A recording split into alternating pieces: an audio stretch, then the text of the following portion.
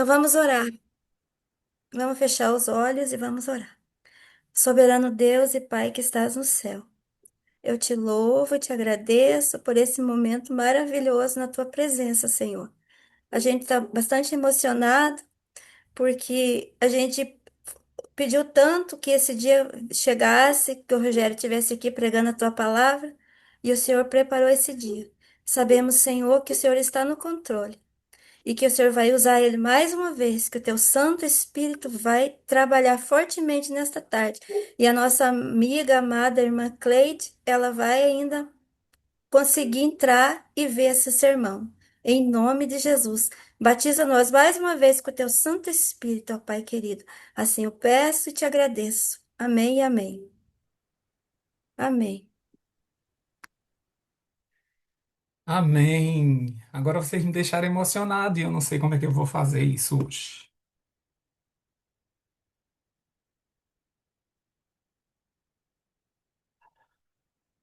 Vou tentar, tá bom?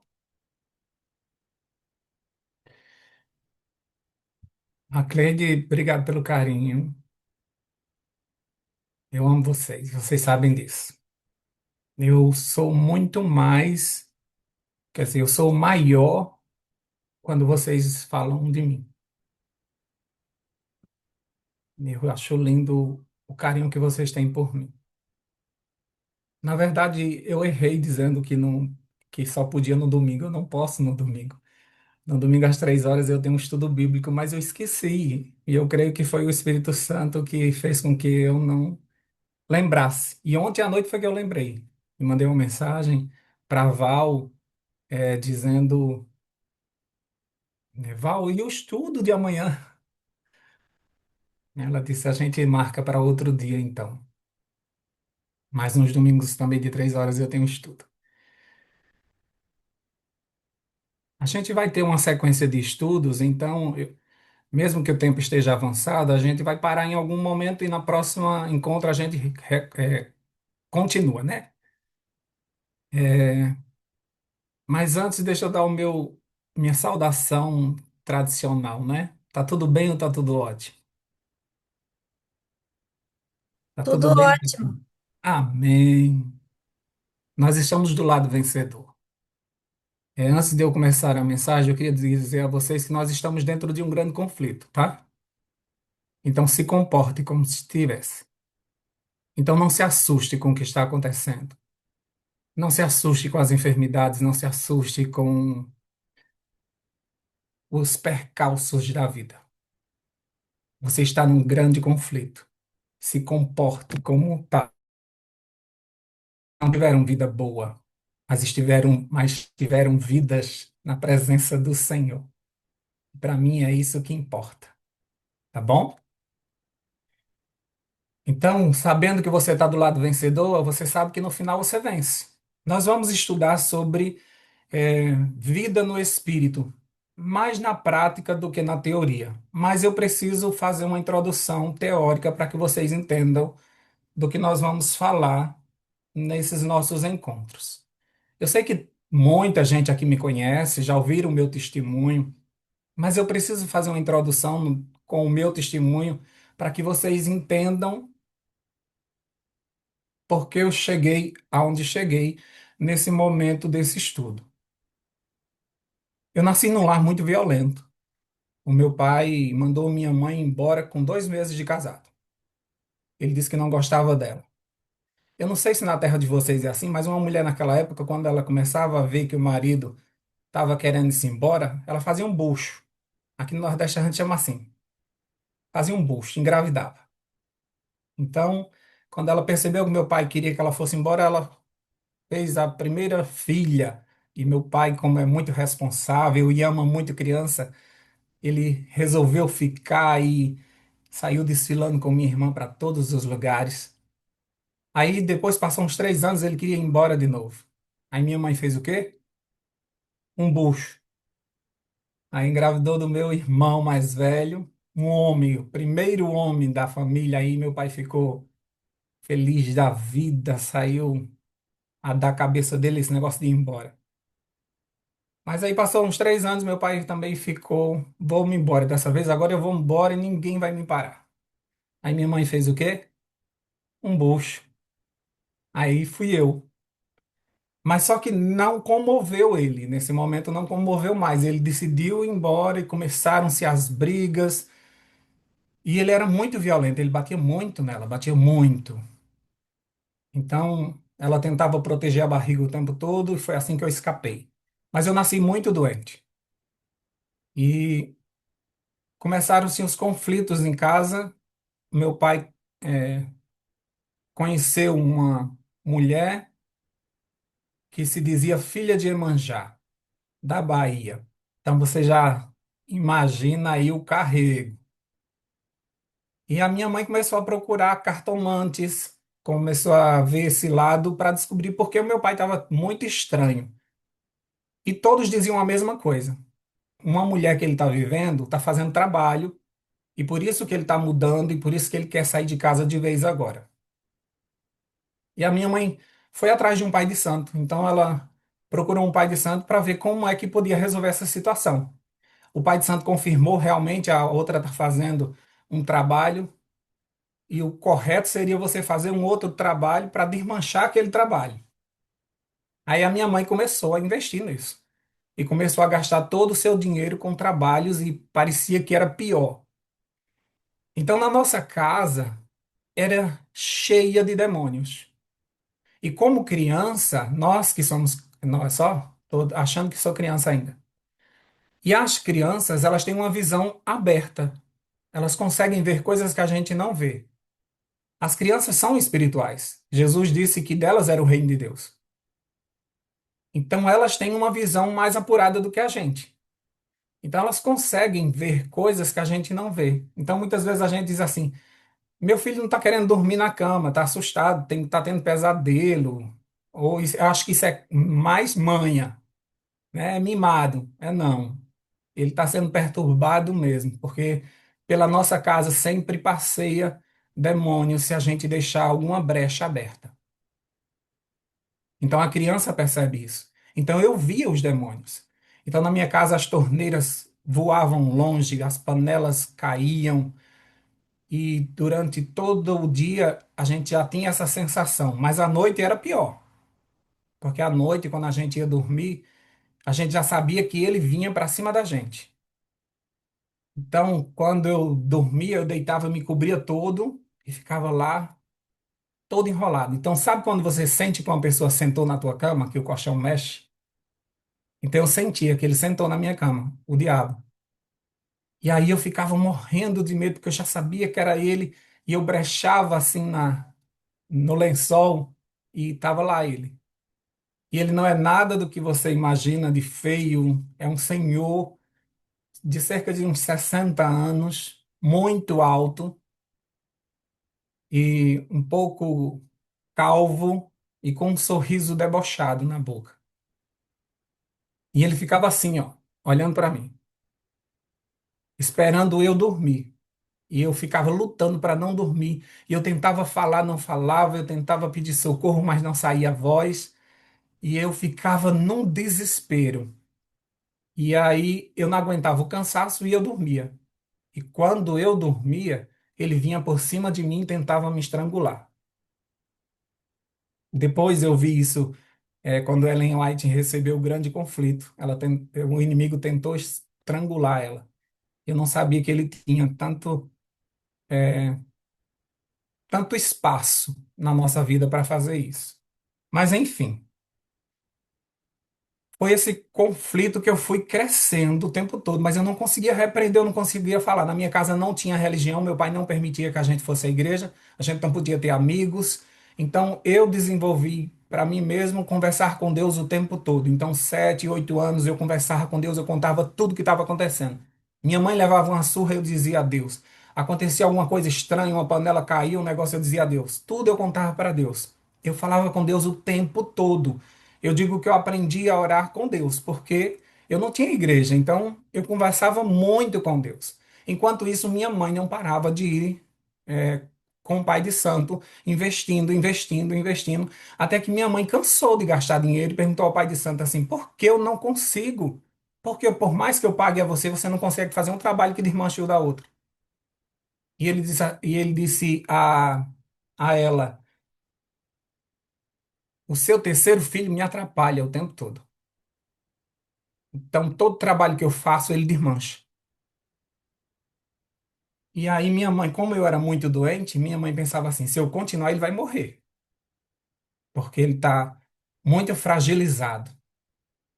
E aí, a gente foi crescendo nesse lar, vendo minha mãe surra constantemente, muitos demônios, os quatro filhos recebiam o mesmo sonho, a gente era atormentado pelo mesmo demônio, a gente ficava sendo estrangulado e batendo nas pernas, minha mãe já escutava a gente batendo nas pernas, já sabia o que era, chegava lá e acordava a gente, e a gente olhava um para o outro e balançava só a cabeça assim, ele veio de novo, e ninguém conseguia expulsar.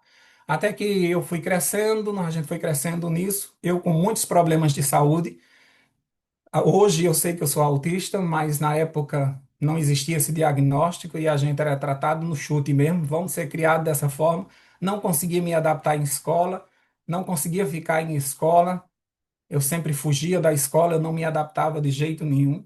Fui sempre calado, a única pessoa que eu conversava era com Deus. E assim eu fui crescendo nesse mundo até que eu ia passando na frente da igreja católica, a Matriz, que era uma cidade pequena, tinha um folheto no chão. E eu peguei o folheto e era falando que eu precisava aceitar Jesus, ele ia transformar a minha vida. Aí eu levei aquele folheto para casa e eu mostrei a Deus, que eu conversava tudo com Deus. Eu dizia: pai, para que isso? Como é que a gente aceita Jesus? O que é que faz? Levanta a mão e para que serve isso? Eu não entendia isso e deixei passar. Até que meu irmão mais velho, ele começou a namorar com uma moça da igreja adventista. E aí eles me convidaram, viram que eu estava caminhando para uma depressão, eles me convidaram para ir para um acampamento. E lá foi o primeiro contato que eu tive com a palavra de Deus. Então, quando eles abriam a palavra de Deus, os versos eram todos para mim, tudo era para mim. Então, quando eles abriam, eu disse: meu Deus, está escrito mesmo, será? Que eu não tinha contato com a Bíblia, eu não tinha um exemplar. Então, eu não sabia se aquilo era verdade, mas era muito bom. Ali estava dizendo que alguém mentiu para mim.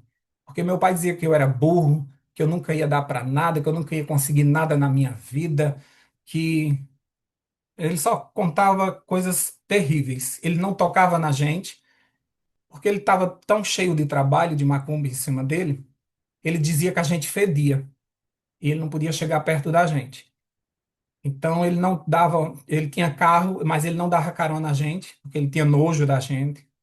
Ele tinha uma certa aversão da gente. Então ele passava na frente da escola de carro, ia-se embora para casa e a gente ia a pé, né? A gente chegava muito tempo depois dele. E a gente foi criado dessa forma. E aí, quando eu recebi essa mensagem, aí sim eu vi: Deus existe e Deus é poderoso para me ajudar. Então eu aceitei Jesus escondido do meu pai, me batizei escondido do meu pai, eu ia para a igreja escondido do meu pai, eu colocava a Bíblia dentro da blusa, botava um casaco. E ele perguntava assim: vai para onde? Eu disse: vou para uma festa. Se fosse para uma festa, deixava. E aí eu ia, e eu dizia assim: eu não vou voltar, porque eu já ficava na casa dos irmãos da igreja para ele não ver o horário que eu ia voltar. Às vezes tinha vigília, a gente ficava lá. Quando eu me batizei e aceitei Jesus, de novo na minha casa, quando eu me deitei, o colchão mexeu, ele sentou do lado, o inimigo. Só que dessa vez eu conhecia a palavra de Deus. Então, quando eu adormeci, que ele veio para cima de mim, no sonho eu abri a Bíblia e repreendi ele. E eu disse: nunca mais você volta aqui. E ele foi embora e nunca mais voltou. Então, essa é a minha escola, essa é a minha base para eu dizer a vocês que nós estamos num grande conflito. Para eu poder abrir a Bíblia, vamos abrir lá em Efésios capítulo 6, versículo 12. Tem um versículo bem conhecido.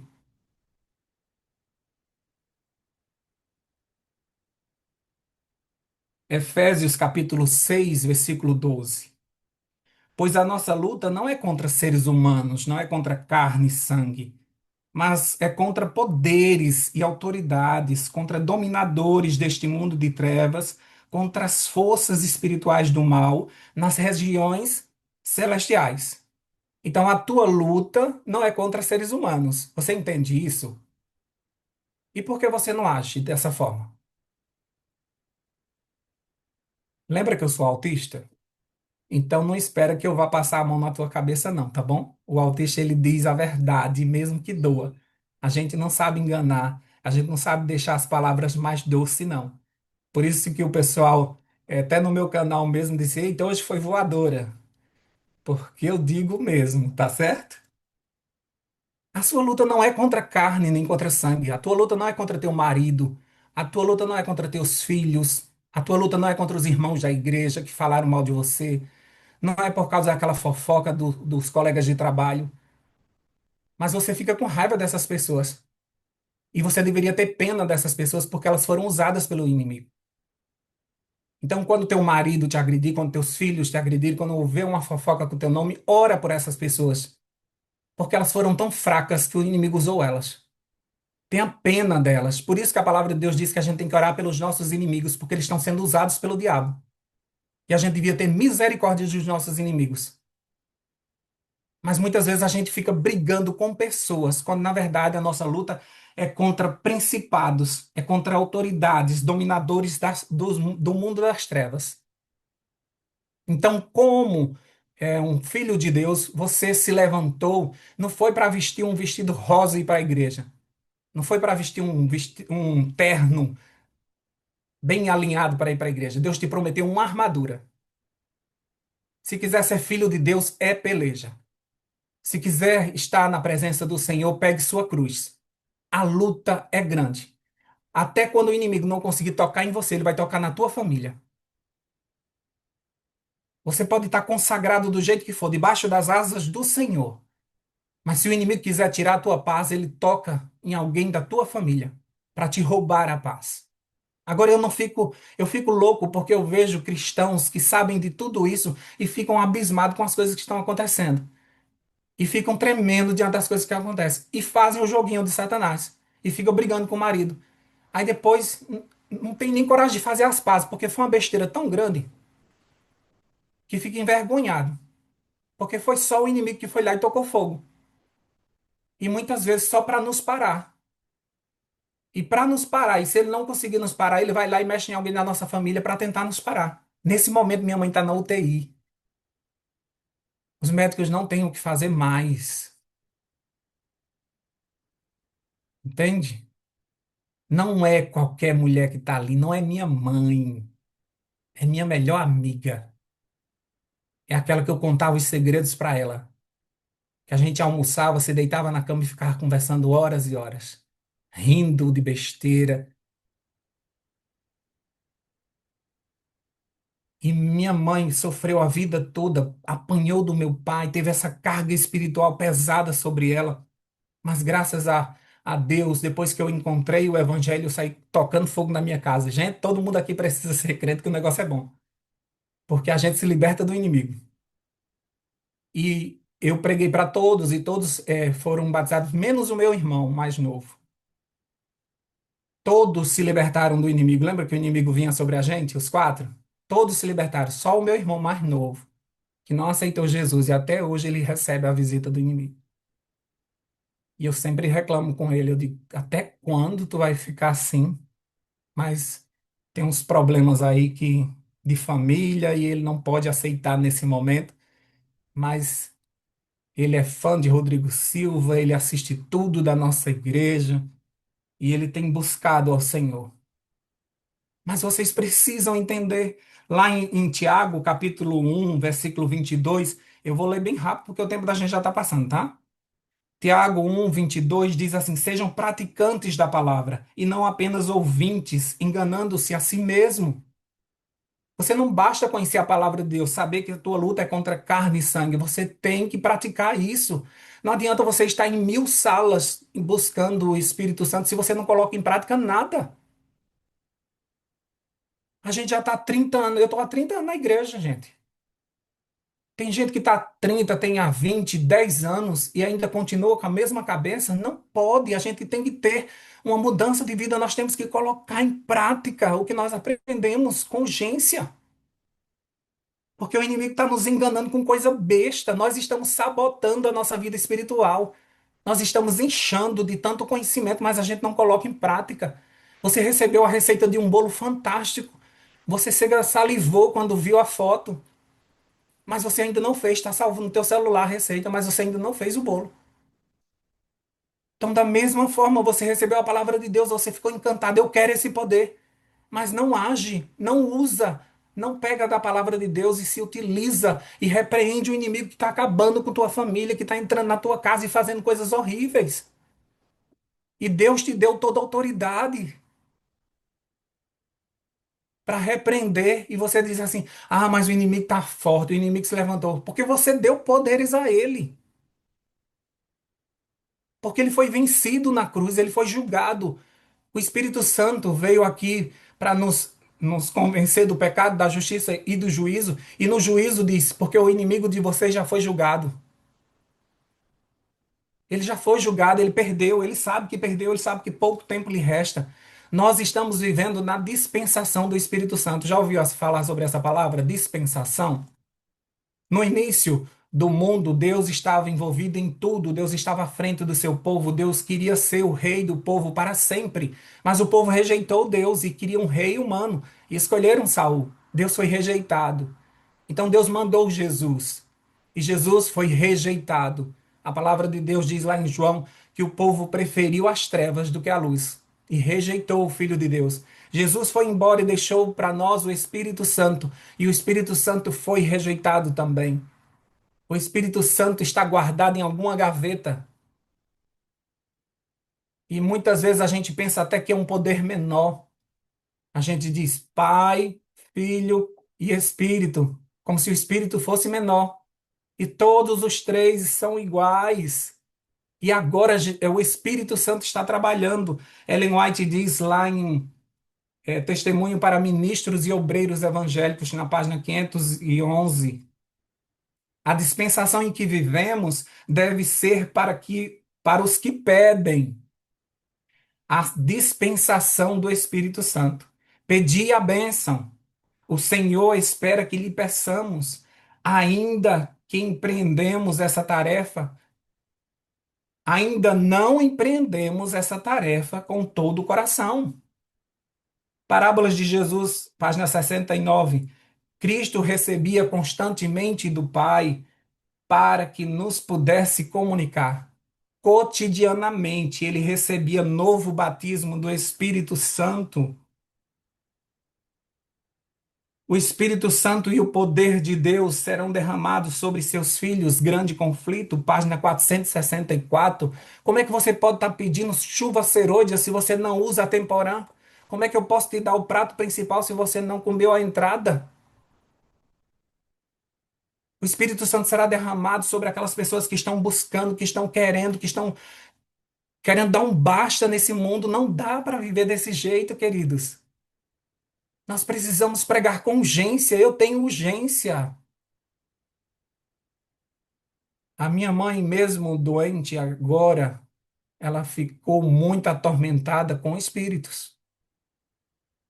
E no hospital, no quarto, ela ficava agoniada porque tinha uma menina de preto que corria o tempo todo dentro do quarto. E quando eu cheguei, ela dizia assim: a menina passou. Aí eu olhei para minha mãe, eu pedi ao Espírito Santo: me diz o que é que está acontecendo. E eu vi no pescoço da minha mãe aqueles travesseiros. Sabe aqueles travesseiros que é tipo uma ferradura? Tinha um travesseiro preto no pescoço dela. Aí eu disse: esse travesseiro, quem deu? Quem comprou? Aí a minha irmã disse assim: foi meu pai que mandou. Meu pai? Eles são separados, mas ele sempre visitava ela e ele tem compaixão dela porque ele sabe que 90% dos problemas dela foi ele. E ele mandou de presente, não foi legal? Aí eu peguei aquele travesseiro, esperei que todos saíssem do quarto, ficou eu e minha mãe. E eu peguei aquele travesseiro e eu comecei a orar, segurando aquele travesseiro. E eu disse: Senhor, está repreendido. Se isso aqui for um prego de Satanás, ele vai sair agora desse lugar. Ele não tem autorização de entrar nesse quarto, porque minha mãe pertence ao Senhor. E ela foi consagrada ao Senhor, ela foi batizada nas águas, e certamente o Espírito também estava com ela. Está com ela. Nesse momento ela deu um grito e ela disse assim: A menina correu e disse que nunca mais volta aqui. Eu disse: Ótimo, mãe, a partir de agora você tem paz. Ela não vai ficar mais te perturbando. Vocês entendem que nós estamos numa luta espiritual. Abram seus olhos espirituais, comporte-se como pessoas espirituais. Vocês precisam entender que nós estamos vivendo num grande conflito. Eu sou uma pessoa que eu durmo cedinho, de 8h30 da noite, porque eu acordo de 3 da manhã para guerrear. Eu guerreio o dia todo, gente. Eu não sei orar, porque o Espírito Santo me ensinou que ele também não sabe orar. Porque lá em Romanos 8:26 diz que o Espírito não ora, ele geme. Sabe o que é gemer? É clamar. Então eu não oro mais, eu gemo. Eu fico gemendo com o Espírito Santo. Entende? Então eu sempre durmo cedo, mas ontem eu fui dormir 11h30 da noite chorando, porque existia um grande conflito para chegar aqui. Porque era muito difícil para mim conseguir me concentrar nisso aqui. E eu dizia o tempo todo: Espírito Santo, o que é que está acontecendo? O que é que está acontecendo? Estou muito agitado. E fiquei clamando, orando por vocês, por mim, por tudo que está acontecendo no mundo espiritual. Nós estamos despertando, eu estou vendo a igreja despertar para o Espírito Santo. Eu nunca tinha visto isso na história. Até mesmo pessoas que não estão buscando, eu vejo frases e orações na minha igreja diferentes. Eu digo: "Ei, isso é coisa tua. Isso não tinha, não." E quem é espiritual consegue ver as coisas espirituais. As minhas ovelhas conhecem a minha voz. Então eu consigo ver que o Espírito Santo está ali em uma coisa ou outra, que aquilo ali é teu. Aquilo ali é uma manifestação tua. Eu vou parar aqui por causa do horário. É melhor, não é? Aí a gente continua no outro Rogério, domingo. você ainda tem 15 minutos. Ah, então vamos embora, gente. Agora é vigília. Sangue de Cristo tem poder. Vamos embora. Então, no livro Reavivamento, que eu estou lendo agora, olha, esse livrinho bem fininho aqui, ó. Reavivamento, aqui, ó. Já li 3 vezes. Bem fininho, ó. É de Ellen White. Ele diz que só podemos esperar um reavivamento em resposta da oração. Não existe outra forma. E aí? O que é que você vai fazer? Tá, tá me entendendo? Os discípulos passaram 3 anos e meio, mais ou menos, com Jesus, aprendendo de Jesus. Sabe o que é que eles aprenderam? Nada.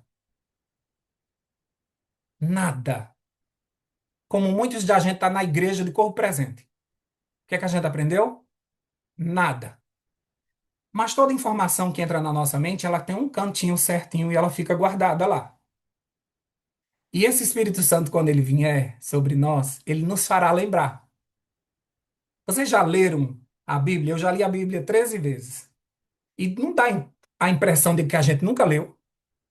Porque tem coisas que eu vou ler que eu digo: misericórdia, esse verso estava aqui e eu nunca vi. Mas no momento certo que eu preciso dele, o Espírito me lembra. Porque ele tem essa função de lembrar. Entende? Então, assim, aquilo que você está dizendo para o teu filho, aquilo que você está dizendo para teu esposo, aquele livro que você entregou, tudo vai fazer efeito no momento certo. É porque o Espírito Santo ele não entrega assim, na hora que você entrega, ele também entrega, não. Porque ele tem um tempo certo, você não sabe. Ele só faz pedir a tua ajuda, leva para ela o material e deixa o resto comigo. Fala que eu vou gravar na mente dele e depois eu vou conversar com ele sobre isso. Mas primeiro você fala. Entende? Por quê? Porque nós estamos vivendo a chuva temporânea. E a chuva temporânea é o quê? É uma chuva para quê? Para plantar. Não é chuva de colher. Não é chuva de colher. É chuva de plantar, essa é a primeira chuva. Então, tudo que você está fazendo hoje espiritualmente, você está plantando. Então, tem coisas que você diz assim: será que isso vai dar certo, meu Deus? Parece que foi em vão. O agricultor ele lança a semente e ele não sabe se vai brotar. E ele não fica em casa virando na cama. Será que vai brotar, meu Deus? Acho que eu vou lá cavar para ver se está lá a semente brotando. Não, a função dele é plantar. E Deus vai mandar a chuva serôdia e o fruto vai aparecer. Então o que você está fazendo agora na chuva temporal? Você está plantando. Você já preparou uma mensagem bem bonita do Espírito Santo e levou para a tua igreja? E já pregou para a tua igreja? Parece que a gente está pregando para as paredes. É ou não é? Eu digo, meu Deus, matou minha mensagem. Eu chorei em casa quando fiz a mensagem. Quando cheguei na igreja, eu estava doido para terminar, porque eu estava vendo a frieza das pessoas. Ellen White diz que nesse mesmo livro, Reavivamento Verdadeiro, na página 9, enquanto o povo se acha tão destituído do Espírito de Deus, não podemos apreciar a pregação da palavra. Eles não conseguem apreciar a palavra. Por quê? Porque eles estão destituídos do Espírito de Deus. Mas quando o poder do Espírito Santo lhes tocar o coração, então os sermões não ficarão mais sem efeito. Então, quando você vai pregar, muitas vezes você prega por você. Deus me ajuda, me dê sabedoria, Espírito Santo fala comigo. Mas você deveria orar também pelas pessoas que vão escutar. Sabia? Porque elas precisam estar cheias do Espírito, senão elas não vão entender nada. Lembra quando os discípulos estavam cheios? Recebeu no Pentecostes, eles pregaram, 3.000 pessoas aceitaram? É porque tinha 3.000 pessoas cheias do Espírito já. Por isso que eles entenderam o que Pedro estava falando. Os outros disseram que Pedro estava o quê? Bêbado. Porque eles estavam sem o Espírito Santo. Entende? Então as pessoas que vão te assistir, elas precisam estar cheias do Espírito para que elas entendam o que você está falando. Então, quando você preparar uma mensagem, quando você for falar para um filho, quando você for falar para um marido, para qualquer pessoa, ora e pede ao Espírito Santo que esteja na pessoa que vai escutar. Não é só em você, não, porque você já está preparado, o Espírito Santo já preparou, tá bom? Então, uma das coisas que faz com que as pessoas recebam a tua mensagem é se elas estiverem cheias do Espírito. Então, os discípulos eles começaram a observar a vida de Jesus e eles perceberam de onde será que vem o poder dele. Eu acho que é porque ele ora muito. Então eles chegaram para Jesus lá em Lucas capítulo 11, eles chegaram para Jesus e disseram: "Nos ensina a orar, porque a gente também quer esse poder". Eu entrei na igreja desse jeito, gente. Eu cheguei na igreja e eu queria poder, porque era para expulsar os demônios lá de casa. E eu saí procurando na igreja, onde é que está o poder? Onde é que está o poder? Aí eu escutei que tinha um culto de oração das mulheres, que elas ficavam jejuando de 8h45 da manhã até o pôr do sol. Aí eu disse: "Eita, é nesse grupo que tem um poder, porque essas mulheres são fortes demais". Aí fui para esse grupo de oração. Cheguei lá, as mulheres tudo chorando, ia para um canto, chorava, outra fazia um pedido. Eu disse: "Meu Deus, entrei no canto errado, porque essas pobres não estão com nada, não". Mas aí terminava esse momento de silêncio delas, de oração, elas pegavam a Bíblia e iam lá para frente e toma lapada, toma lapada, toma lapada. Eu disse: "Eita, o poder está aqui". Aí eu entrei nesse grupo de oração, me tornei o diretor desse grupo de oração e estou como diretor há 26 anos. 26 anos. No segundo sábado, a gente se reúne na igreja em jejum e oração. A gente começa de 8h45 e termina no pôr do sol do sábado. A gente fica o sábado todo na igreja, cantando, testemunhando, contando o que Deus tem feito. É um culto de poder. É muito bom. Então, os discípulos foram ensinados a orar. Jesus ensinou a eles a oração modelo, que foi o Pai Nosso. Ensinou a ele a oração insistente daquele juiz. E por último, ele disse que a gente teria que clamar pelo Espírito Santo. Isso está lá em Lucas, capítulo 9, versículo 11, capítulo 11, versículo 9 a 13.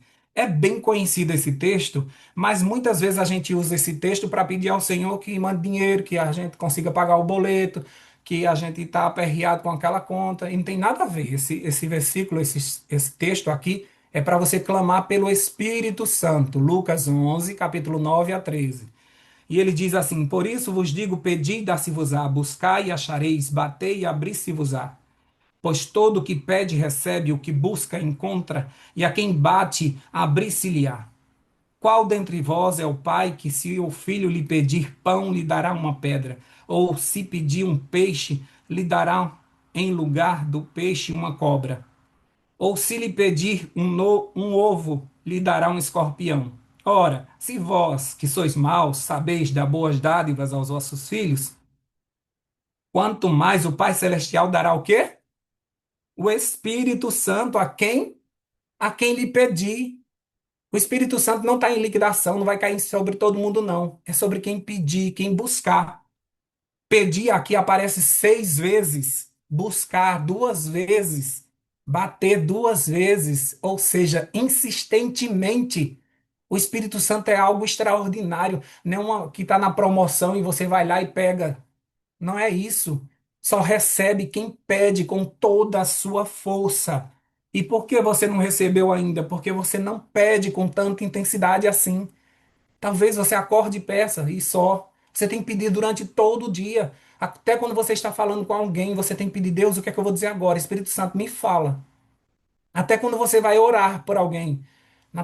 No nosso próximo encontro, eu vou ensinar vocês como orar no Espírito. Mas a gente precisa orar de forma diferenciada. Não é que chegou um pedido cru para a gente vai pegar aquele pedido e a gente vai orar do jeito que a pessoa pediu. A pessoa pediu conforme a dor dela. A gente tem que entender segundo o Espírito o que é. Já algumas mulheres já me pediram para orar pelo marido. E a peste da casa era ela. Entende? Então a gente tem que pedir ao Espírito Santo, me esclarece. Por que não resolve? O que é que está acontecendo? E o Espírito Santo, que conhece a todos, ele vai nos dizer. E orar com o Espírito Santo é muito fácil, gente, porque ele nos conta. Ele nos conta tudo. Lá em João capítulo 16 diz isso. No próximo encontro a gente vai falar sobre isso. Então, quando você pede alguma coisa de forma persistente, você está me dizendo que algo essencial para você está faltando e que você quer. A tua insistência me diz o quanto você quer. É ou não é?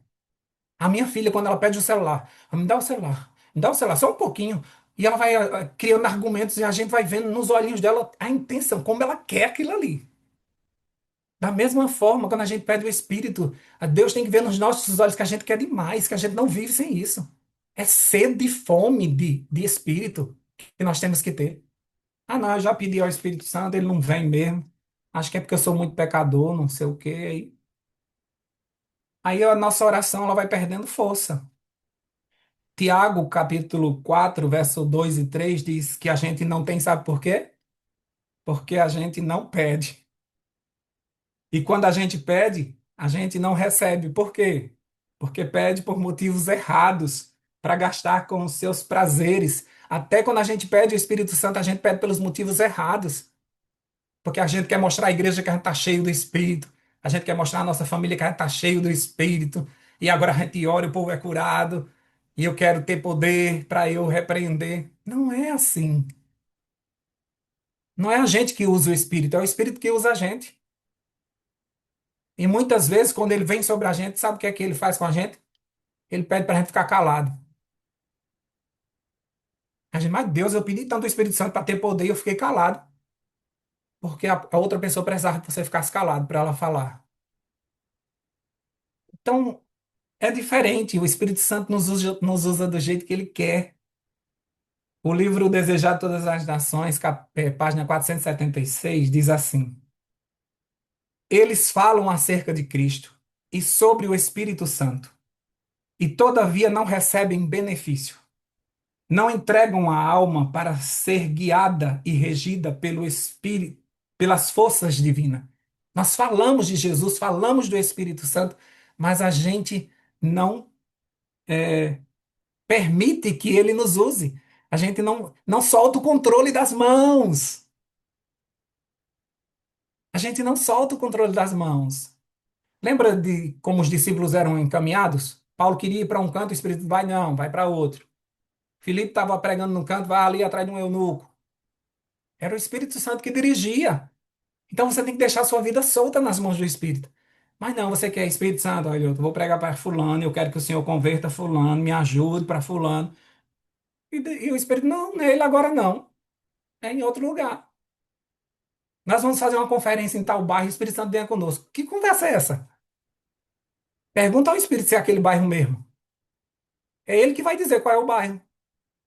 Mas está vendo que a gente quer usar o Espírito e não quer deixar que o Espírito nos use? É por isso que não acontece nada na nossa vida.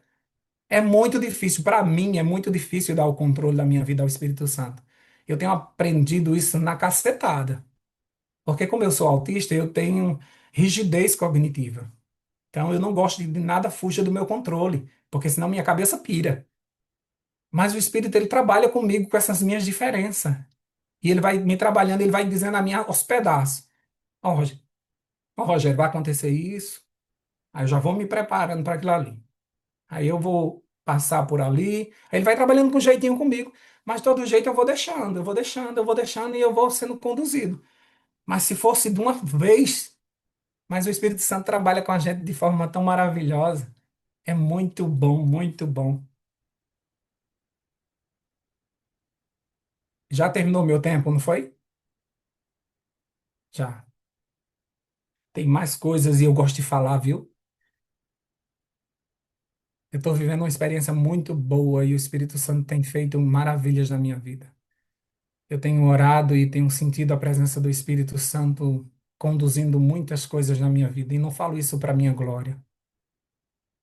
Eu falo isso de quem aprendeu chorando, de quem aprendeu com desespero, de quem é alguém que foi muito machucado pela vida. E muitas vezes eu tenho vontade de desistir. Eu gostaria muito de ter mais forças, de ter mais tempo, mas muitas vezes eu sou apenas um vasinho de barro. Mas o Espírito Santo tem me usado e eu louvo a Deus por isso. E eu quero que minha igreja seja usada. Eu quero que todos recebam. Eu queria tocar em vocês e vocês sentirem o que eu sinto. Ele é real, sabe? Da mesma forma como o inimigo foi real, ele se levantou na minha casa. O Espírito Santo também se levantou. É muito bom. Mesmo sendo açoitado como Paulo, eu consigo cantar. Mesmo num buraco, como José, eu consigo esperar por Deus. Mesmo na cova dos leões, eu sei que eles vão jejuar, porque meu Deus é forte. Mesmo na fornalha, eu sei que o quarto homem sempre chega. E eu tenho certeza que ele vai fazer isso na vida de vocês. Vamos orar. Deus poderoso, nós não queremos pouco do Senhor. Nós queremos porção dobrada. Como Eliseu pediu a Elias, nós queremos ser atrevidos como ele. Nós queremos a porção dobrada do teu Espírito. Nós queremos ser cheios de uma forma tão poderosa que nosso eu seja fulminado, que já não viva eu, mas Cristo viva em mim. Ajuda o teu povo, Deus, que está sendo açoitado por todos os lados. Somos perseguidos, humilhados, somos motivos de piada, zombaria. Muitas pessoas têm nos pisado, mas nós te pedimos que nesse grande conflito use esses vasos fracos para levantar a bandeira do Emanuel, para permanecer firme. Não é uma pressão alta que vai nos tirar da tua presença. Não é uma mãe numa UTI que vai nos parar. Não é nenhuma enfermidade que vai calar nossa boca.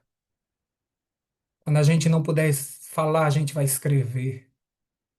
Quando a gente não puder nem escrever, a gente vai gemer como o Espírito Santo. Mas nós não vamos parar enquanto esse céu não se rasgar e a gente voltar para casa. Acorda o teu povo, Deus. Não deixa que eles fiquem imaginando uma praia, uma rede, uma família calma, porque a tua palavra diz no último capítulo da história que o teu povo vai sair de uma grande tribulação. Mas nós vamos sair aplaudidos, todo o universo vai nos aplaudir e dizer: esses são aqueles que lavaram as suas vestes no sangue do Cordeiro. As pessoas podem olhar hoje para nós e achar que nós perdemos tudo, que nós não temos recursos financeiros, que a gente nem tem saúde, e não sabe eles que nós somos herdeiros de uma terra santa, de uma pátria superior. Tem uma mansão nos esperando, nossas ruas são de ouro, os nossos muros têm os seus alicerces de pedras preciosas. Nós moraremos com o Cordeiro, já já a gente vai estar em casa.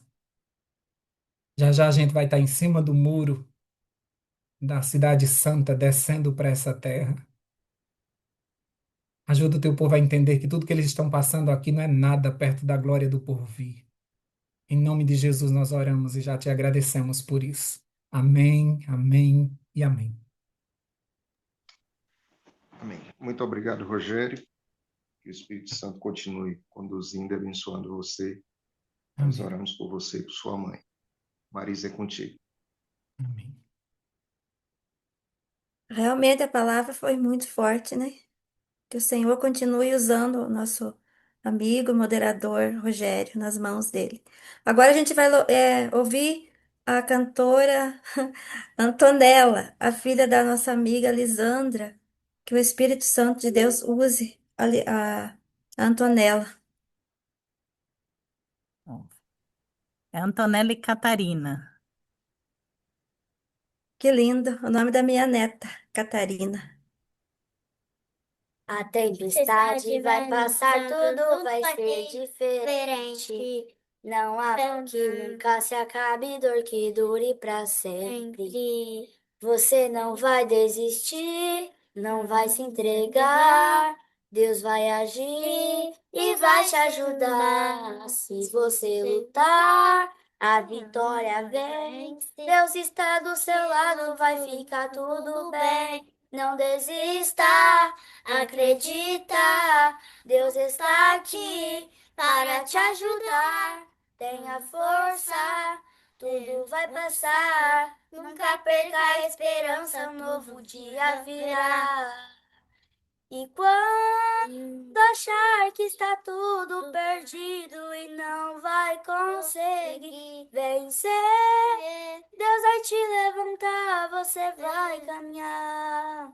Não desista, acredita, Deus está aqui para te ajudar. Tenha força, tudo vai passar. Nunca perca a esperança, um novo dia virá. Mas não desista, acredita, Deus está aqui para te ajudar. Tenha força, tudo vai passar. Nunca perca a esperança, um novo dia virá. Amém? Amém. Eita glória.